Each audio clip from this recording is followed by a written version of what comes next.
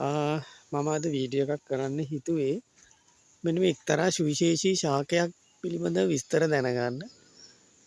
මෙන්න මේ පේන ශාකය මේකේ සාමාන්‍යයෙන් කඳ ඇති වට අඩියක් වගේ සයිස් ඇති මේ ශාකයේ උස බැලුවොත් එහෙම ඔයාලට පේනවා මෙන්න මේ අපේ කොරක ගහක් තියෙනවා ඒක සාමාන්‍යයෙන් අඩි 50කට 40ක් 50ක් වගේ ආසන්න ප්‍රමාණයකට උසයි. ඒ උසට සමාන්තරවම මේ ගහත් ගිහිල්ලා තියෙනවා ඒ විදියටම. එතකොට සාමාන්‍යයෙන් මේ ගොරක ගහටත් වඩා උසයි.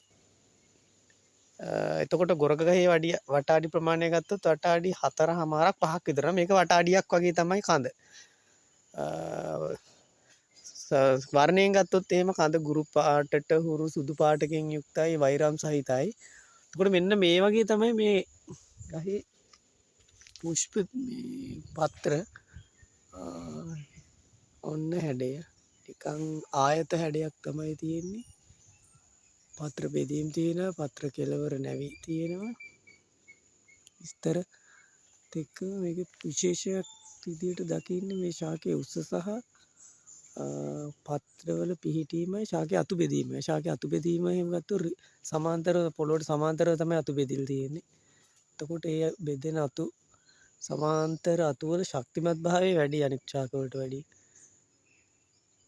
පුළුවන් නම් මගේ වීඩියෝ එකේ බලලා මේ ශාකය මොකක්ද කියලා මට හරියට මඳුන ගන්න පුළුවන් වුණොත් හරි වටිනවා. මොකද මේ වගේ ශාකයක් මම දැකලා තිබ්බේ නෑ මීට කලින්.